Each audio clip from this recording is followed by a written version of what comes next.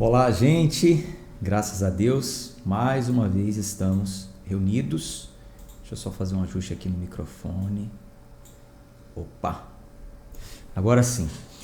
Graças a Deus, mais uma vez aqui reunidos com o nosso clube de leitura. Hoje é o dia de número 169 já, hein? Do nosso plano de 365 dias, onde em 365 dias, se assim o nosso bom Deus quiser e permitir, nós teremos concluído a leitura da Bíblia toda. E hoje nós vamos iniciar um novo livro. Que maravilha!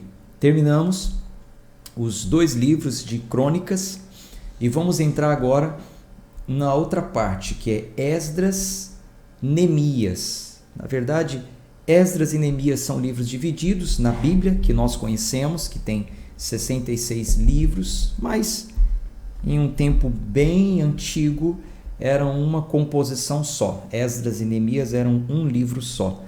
Como eu falei para vocês, na visão panorâmica do livro de Crônicas, Crônicas 1 e 2, Esdras e Neemias, são bem juntos. Acredita-se, inclusive, que esses 4 livros, Crônicas 1 e 2, Esdras e Neemias, foram escritas através de um relato só, de um cronista ou cronistas, né, que escreviam crônicas. Mas eu vou falar um pouco mais sobre isso no decorrer da nossa visão panorâmica deste livro em específico, que é o que nós vamos iniciar hoje, o livro de Esdras. Então, o livro de Esdras e o de Neemias também, que é o próximo, eles levam o nome do personagem principal, né? Principalmente vai se falar sobre Esdras nesse livro que nós vamos ler. Então, ele leva o nome do personagem principal, mas não temos comprovações que foi esse personagem que escreveu o livro, tá? Então, como personagem principal vai entrar Esdras e no próximo Neemias, mas nós não temos comprovações de que foram eles que realmente escreveram esses livros. Como eu disse, na verdade eles eram um livro só no início e depois houve uma reunião, uma vulgata, onde houve uma divisão. Mas esses detalhes mais técnicos eu vou mandar para vocês anotado, tá? No PDF.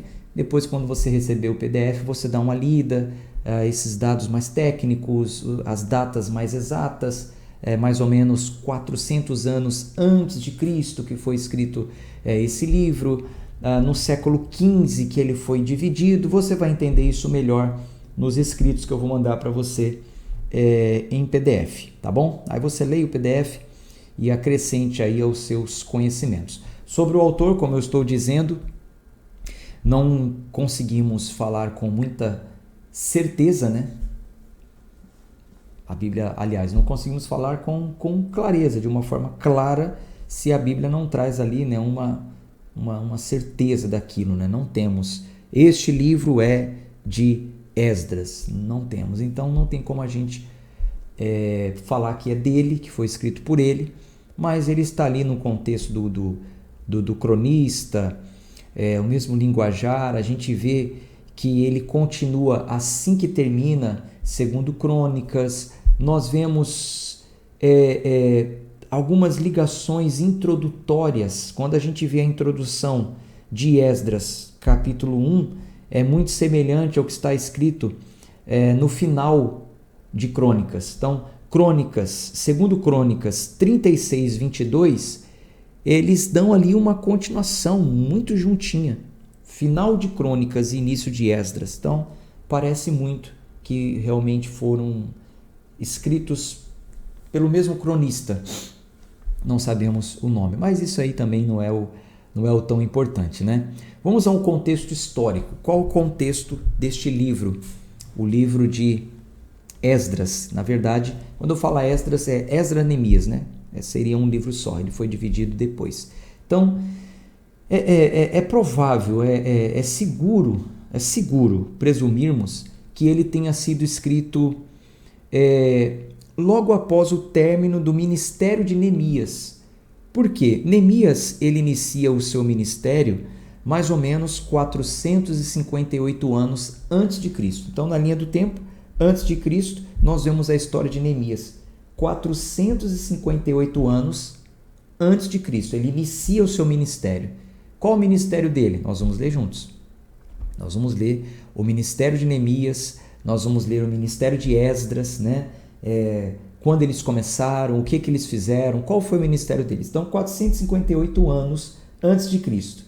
Então, acredita-se que esse livro foi escrito um pouquinho depois, né? Alguns anos depois, 400 anos antes de Cristo. Mais ou menos nesse tempo aí, os acontecimentos relatados por esses livros, eles aparecem, né? Aparecem juntos, tanto Esdras como Neemias, mais ou menos na mesma época. Então é seguro nós falarmos que são relatos aí de em torno 400 anos antes de Cristo.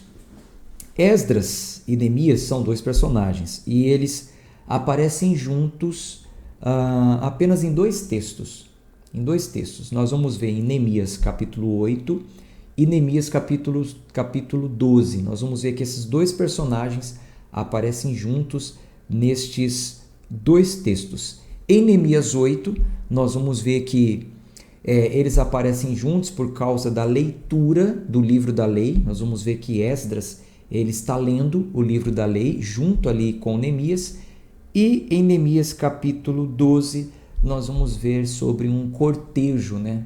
Um cortejo alegre, um cântico de alegria ao redor das muralhas da cidade. Nós vamos ver isso também então em Esdras 12 e em Neemias 12. É muito semelhante, muito semelhante. Só estou te adiantando aí que vocês vão ver que realmente as histórias se cruzam.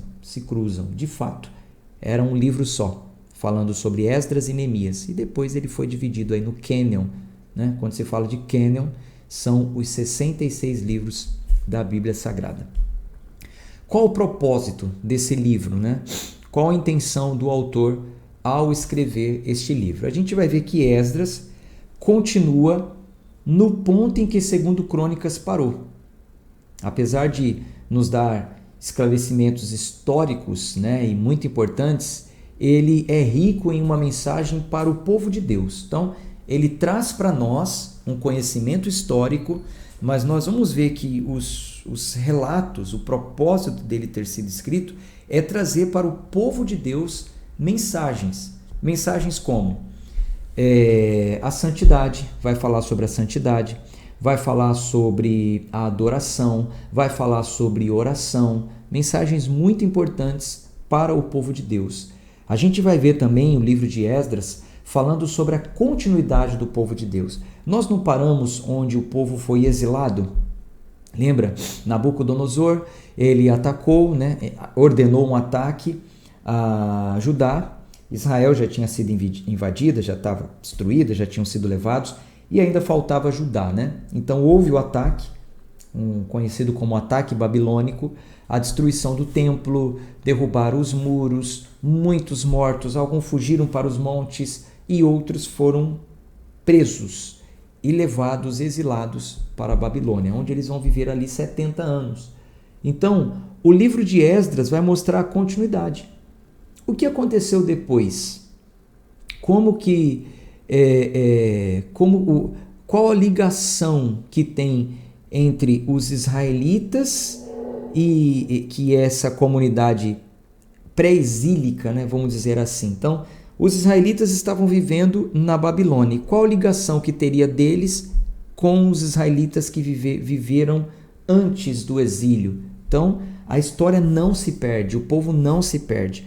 Apesar de ter tido um ataque e uma nação ser destruída, devastada, aparentemente acabou, não acabou.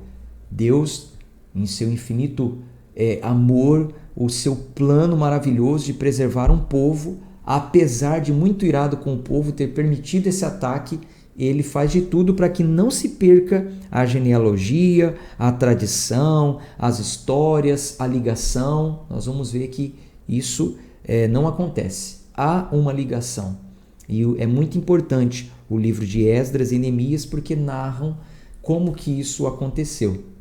Então, os exilados eles vão retornar para Jerusalém, experimentando assim um novo êxodo.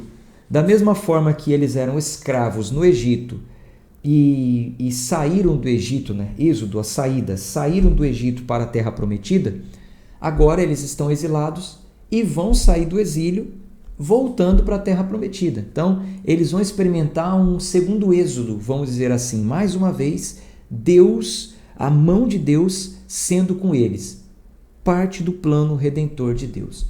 Você vai ver que Deus usou até líderes pagãos como Ciro, né? O rei Ciro, e também Artaxerxes, para restaurar o seu povo. Nós vamos ler aqui que o povo estava lá exilado e de repente Deus fala com Ciro, que é um rei pagão, falando: olha, Ciro, vai ter que reconstruir Jerusalém, vai ter que mandar o meu povo de volta para lá. É muito interessante isso. Deus usa quem Ele quer, quando Ele quer, é o plano dele, né? Bom, vai ser falado também sobre a santidade, para que o povo dê continuidade, né, ao relacionamento do pacto com Deus. Então, era importante que eles se separassem, né, por um tempo. Era importante que, para que eles se santificassem, né, eles precisariam, por um tempo, se separarem, se santificarem, se consagrarem, tudo como dizia lá na lei de Moisés. Então, você vai ver que eles voltam do exílio, mas antes de iniciarem lá os ritos, né, de adoração a Deus, tem um processo de santidade. Eles teriam que permanecer puros, eles teriam que praticar a doutrina, o ensino, a ética, os costumes, e tudo isso vai ser ensinado, tudo isso vai ser narrado para aquele povo. Por quê? Antes do exílio, eles tinham sofrido um juízo, né? Porque eles não estavam sendo capazes de permanecerem fiéis, né, no seu relacionamento com Deus. Então, porque eles não permaneciam fiéis de forma resoluta, Deus teve que exercer juízo sobre eles. Então, exerceu o juízo, foram levados exilados, depois eles voltam e há essa restauração da santidade. E aí a gente vai perceber no livro tanto de Esdras como de Neemias que o povo mostra um interesse em permanecer separado para Deus. Então, reacende o interesse do povo manter essa comunhão, essa intimidade com Deus. Vai ser restaurado também a adoração. Eles vão edificar ou construir, né, porque tinha sido destruído, eles vão construir um altar para sacrifícios, eles vão reconstruir o templo que foi destruído.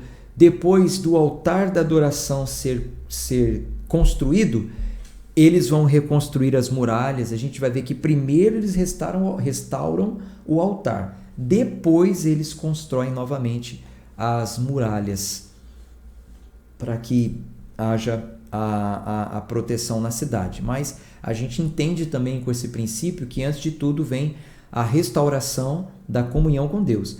Antes de restaurar a cidade, eles restauram o altar. O relacionamento correto com Deus vem antes de tudo. Antes de qualquer outra coisa vem o relacionamento com Deus. É interessante. A gente aprende isso ao ler esse livro. Eles vão também voltar às práticas, né, da oração, da adoração, e nós vamos ver aqui dois modelos, vamos dizer assim, de orações longas registradas. Orações longas, orações da alma, aquela oração que realmente conecta-os com Deus. Nós vamos ver isso em Esdras 9 e também em Neemias 9.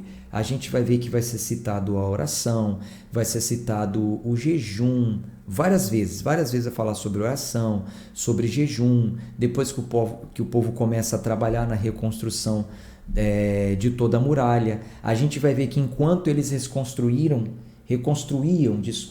a muralha, eles também estavam em oração, ou seja, debaixo de oração. Vai ser banhada de orações essa reconstrução das muralhas, né? É uma combinação de oração e ação. Oração e ação. O livro de Neemias nos ensina muito isso. É um belo exemplo de liderança, de trabalho, de trabalhar com Deus, de relacionamento com Deus, de uma necessidade constante de estar em oração. É interessante o que a gente vai aprender com esse grande líder chamado Neemias. Bom, sobre a contribuição bíblica, como ela contribui para toda a Bíblia, né? É um registro específico, mas normalmente um livro contribui para toda a Bíblia, né? Como eu tenho dito, e nós estamos aplicando a hermenêutica esse ano, a Bíblia explica a própria Bíblia. Então, os eventos que ocorreram no período de Esdras e Neemias, o templo reconstruído, a estabilização de Jerusalém, a comunidade judaica que surgiu, então todos tiveram um papel muito importante na vida e no ministério de Jesus. E isso é registrado nos evangelhos. Então, tudo que aconteceu aqui durante Esdras e Neemias tem um papel muito importante. Os registros de Esdras e Neemias vão respingar lá nos evangelhos. Porque Jesus vai falar sobre o templo que foi reconstruído, vai falar também sobre a destruição do templo, ele vai falar que vai citar, né, algumas coisas que aconteceram nesse tempo, preserva também a genealogia até Jesus, enfim, há uma contribuição muito grande também para toda a Bíblia. Bom, é claro que o templo, ele foi o templo reconstruído, ele não foi assim, igualzinho o templo que Salomão construiu, né? Quando Salomão construiu o templo, ele construiu com muita riqueza. Então, em comparação ao templo que Salomão construiu, esse templo que eles reconstruíram, ele é um pouco inferior, mas ele foi útil aos judeus por séculos, até a vinda de Cristo, até que não houvesse mais necessidade. Então, ainda havia necessidade de um templo. O templo precisaria ser reerguido, porque Cristo iria determinar o fim do templo. Isso já estava profetizado. Então, Neemias e Esdras tiveram um papel muito importante, porque se o templo não fosse reconstruído, as profecias não concordariam, né? Porque Cristo ele iria dizer quando o templo seria destruído, e ele ia descontinuar os rituais do templo. Mas que templo se não existisse mais quando ele veio à terra? Então é importante que primeiro fosse reconstruído o templo, apesar de não ser igualzinho ao templo que Salomão construiu, mas ele serviu. Ele serviu até a vinda de Cristo. E com a vinda de Cristo, aí você já sabe, né? Que muita coisa já não é mais como antes, e o que não é mais como antes, nós vamos saber quando estivermos lendo a carta aos Hebreus, lá no Novo Testamento. Vamos concluir a história do povo hebreu do Velho Testamento e depois no Novo Testamento a gente vai entender o que mudou, o que foi descontinuado, o que foi modificado com a vinda de Cristo, tá bom? Claro que aqueles que estão atentos e estão acompanhando o Clube de Leitura ao vivo sabem que nós estamos em uma série de lives onde eu também estou falando sobre isso. Segunda, terça, quinta e sexta ao meio-dia no Instagram. Se você quiser participar, nós estamos falando sobre isso. Se você está assistindo essa gravação em um tempo futuro, então você vai poder encontrar também as lives na plataforma Renovação da Mente. Lá sempre tem tudo. No Instagram não está ficando ao vivo, mas na plataforma você vai conseguir encontrar. Essas lives são estudos complementares, tá? Que antecipam. Então, todo o clube de leitura está aguardando concluirmos aqui para lermos a carta aos Hebreus. Quem está participando das lives já está sabendo de muita coisa, porque eu fiz citações da carta aos Hebreus nas lives. É um complemento. Mas vamos por parte, né? Às vezes é muita coisa para você, não tem problema. Segue acompanhando a leitura bíblica, até o final do ano você vai ter muito entendimento. Se você quiser esses materiais complementares, então vai migrando para as lives, para a plataforma, quando estiver disponível para novos assinantes. Tá bom? Sendo assim, concluímos a nossa visão panorâmica de Esdras. Vamos entrar na leitura então de Esdras. Vamos ler hoje o capítulo 1 e 2. Antes, vamos fazer uma oração. Pai amado, Pai querido, te louvo, te agradeço por mais esse encontro com a Tua Palavra, por esse clube de leitura. Pedimos ao Senhor que fale ao nosso coração. Vamos iniciar agora a leitura de um novo livro. nos ensine a observarmos os princípios, estarmos atentos àquilo que pode ser aplicado na nossa vida e nos dê entendimento. Oramos em nome de Jesus. Amém. Então abra sua Bíblia aí, em Esdras capítulo 1.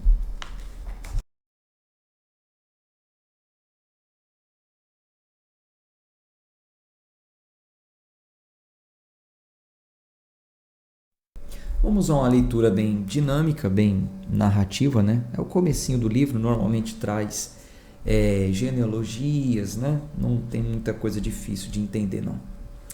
Esdras capítulo 1, versículo 1. Ora, no primeiro ano de Ciro, rei da Pérsia, tá vendo? Ciro, rei da Pérsia, rei pagão.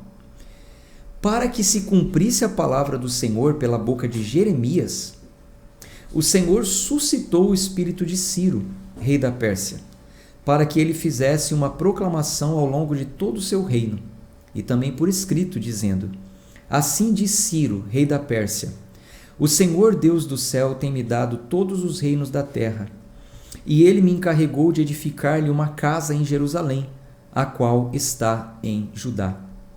Quem há entre vós de todo o seu povo? O seu Deus seja com ele, e deixai-o subir até Jerusalém, a qual está em Judá, e edificar a casa do Senhor, Deus de Israel. Ele é o Deus, a qual está em Jerusalém. E todo aquele que permanecer em qualquer lugar onde ele pousar, que os homens do seu lugar o ajudem com prata, e com ouro, e com bens, e com animais, além da oferta voluntária para a casa de Deus que está em Jerusalém.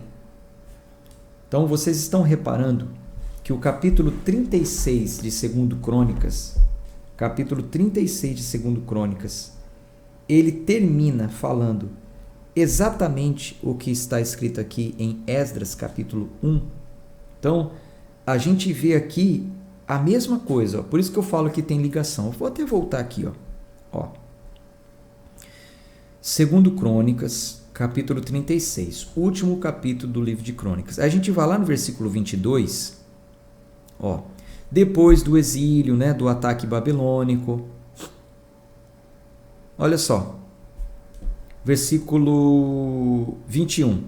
Para se cumprir a palavra do Senhor pela boca de Jeremias, até que a terra houvesse desfrutado de seus shabates, pois enquanto ela jazia desolada, guardava os shabates para cumprir 70 anos. Ora, no primeiro ano de Ciro, rei da Pérsia, para que se cumprisse a palavra do Senhor falada pela boca de Jeremias, o Senhor suscitou o espírito de Ciro, rei da Pérsia, para que ele fizesse uma proclamação ao longo de todo o seu reino e pôs também por escrito: Assim diz Ciro, rei da Pérsia: O Senhor Deus do céu tem-me concedido todos os reinos da terra. Ele me encarregou de edificar-lhe uma casa em Jerusalém, que está em Judá. Quem há entre vós de todo o seu povo? Quem há entre vós de todo o seu povo? Deus falou comigo que é para reconstruir. E quem do povo está disposto? O Senhor seu Deus seja com ele e o deixe subir. Então termina assim. E aí quando começa Esdras, continua falando praticamente a mesma coisa. Você vê como tem muita ligação. Esdras. Meu pai, cadê? Aqui. Esdras, capítulo 1. Ó, versículo 1. No primeiro ano de Ciro, rei da Pérsia, para que se cumprisse a palavra da boca do Senhor, pela boca de Jeremias, quer dizer, a mesma coisa. A gente já leu isso aqui. Então vamos aqui para o versículo 4.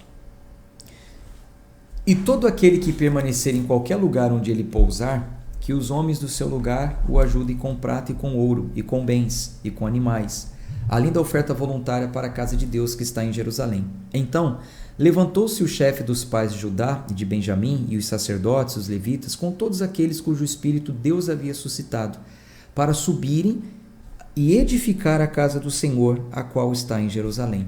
E todos aqueles que estavam junto a eles fortaleciam as suas mãos com vasos de prata, com ouro, com bens e com animais e com coisas preciosas, além de tudo o que era voluntariamente oferecido. Além disso, o rei Ciro trouxe os vasos da casa do Senhor, os quais Nabucodonosor havia trazido de Jerusalém e havia colocado na casa dos seus deuses. Estes, Ciro, o rei da Pérsia, trouxe pela mão de Mitredate, o tesoureiro, e os enumerou para Sesbazar, o príncipe de Judá.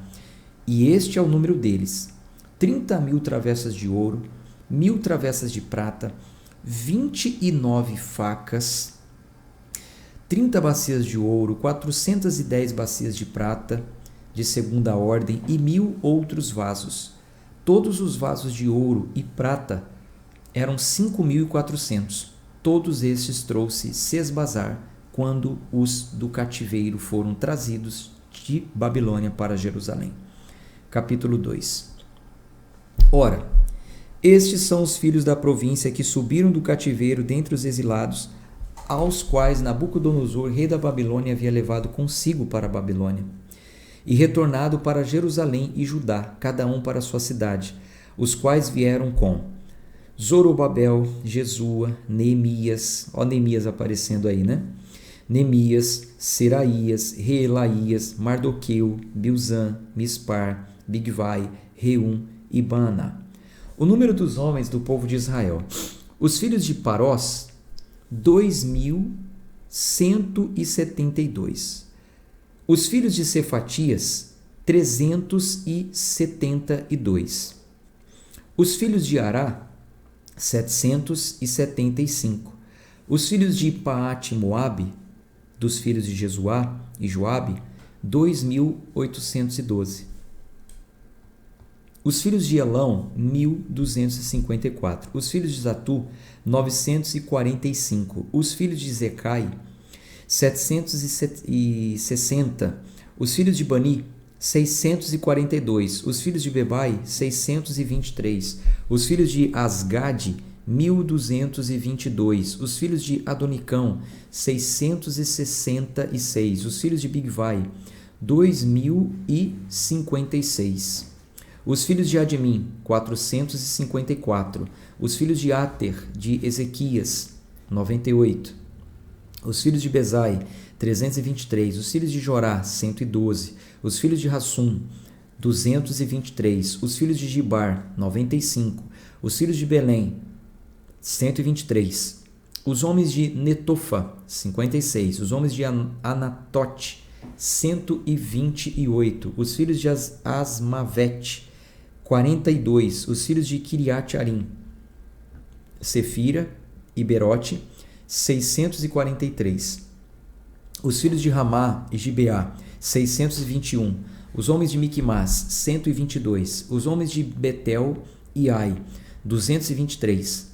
Os filhos de Nebo, 52. Os filhos de Magbis, 156. Os filhos de outro Elão, 200.054. Os filhos de Harim, 320. Os filhos de Lode, Hadide e Ono, 625. Os filhos de Jericó, 345. Os filhos de Senaá, 3.630. Os sacerdotes, os filhos de Gedadias, da casa de Jesuá, 973. Os filhos de Imer, 1.052. Os filhos de Pazur, 1.247. Os filhos de Harim, 1.017. Os levitas, os filhos de Jesua e Cadmiel, dos filhos de Rodavias, 74. Os cantores, os filhos de Asaf, 128. Os filhos dos porteiros, os filhos de Salum, os filhos de Ater, os filhos de Talmon, os filhos de Acube, os filhos de Hatita, os filhos de Sobai, ao todo 139. Os netineus, os filhos de Zia, os filhos de Hassufa, os filhos de Tabuate, os filhos de Queros, os filhos de Sia, os filhos de Padom, os filhos de Lebana, os filhos de Hagaba, os filhos de Acube, os filhos de Hagabe, os filhos de Sanlai, os filhos de Hanã, os filhos de Gidel, os filhos de Gaar, os filhos de Reaías, os filhos de Rezim, os filhos de Necoda, os filhos de Gazão, os filhos de Uzá, os filhos de Paseia, né? Os filhos de Bezai, os filhos de Asná, os filhos dos Meunitas, os filhos dos Nefuseus, os filhos de Baquebuque, os filhos de Acufa, os filhos de Ahur, cada nome, né? Os filhos de Baslute, os filhos de Meida, os filhos de Arza,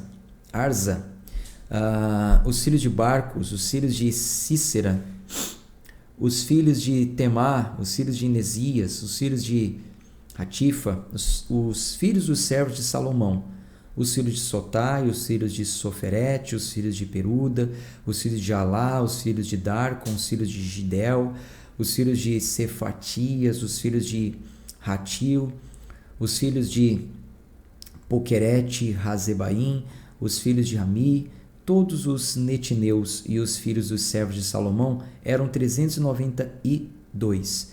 E estes foram aqueles que subiram de Teu-Melá, Teu-Arsa, Querube, Adã e Imer. Porém, não puderam provar que a casa de seu pai era semente de Israel. Os filhos de Delaías, os filhos de Tobias, os filhos de Necoda, 652. E dos filhos dos sacerdotes, os filhos de Abaías, os filhos de Cós, os filhos de Barzilai, o qual tomou uma esposa das filhas de Barzilai, o Gileadita, e foi chamado do seu nome. Estes buscaram registro entre os que estavam registrados nas genealogias, mas não foram achados, pelo que por imundos foram excluídos do sacerdócio. Veja como a coisa é séria. E o Tirzata lhes disse para que não comessem das coisas santíssimas até que se levantasse um sacerdote com Urim e com Tumim. Quer dizer, não foi achado na genealogia, então um sacerdote teria que consultar, né, com Urim e Tumim. Sobre Urim e Tumim já foi falado em leituras anteriores. Toda a congregação reunida era de 42.360, fora os servos e as suas servas, dos quais havia 7.337 e havia entre eles 200 cantores e cantoras. Os seus cavalos eram 736, as suas mulas 245, os seus camelos 435, os seus jumentos 6.620. E alguns chefes dos pais, quando vieram à casa do Senhor, que está em Jerusalém, ofertaram livremente para a casa de Deus, para restabelecê-la no seu lugar, conforme a sua capacidade. Deram para o tesouro da obra 61.000 daricos em ouro e 5.000 libras em prata e 100 vestes sacerdotais. Assim habitaram os sacerdotes e os levitas e alguns do povo e os cantores e os porteiros e os netineus nas suas cidades e todo Israel na sua cidade. Ponto. Aí a gente continua amanhã, tá bom? Um abraço de fé e força para quem está acompanhando hoje no domingo. Daqui a pouco eu tenho um culto. Se você também vai ao culto aí da sua igreja, um excelente culto. Façam um excelente culto a Deus. O culto não é para nós, o culto é para Deus, né? Tchau, tchau. Até amanhã, se Deus quiser.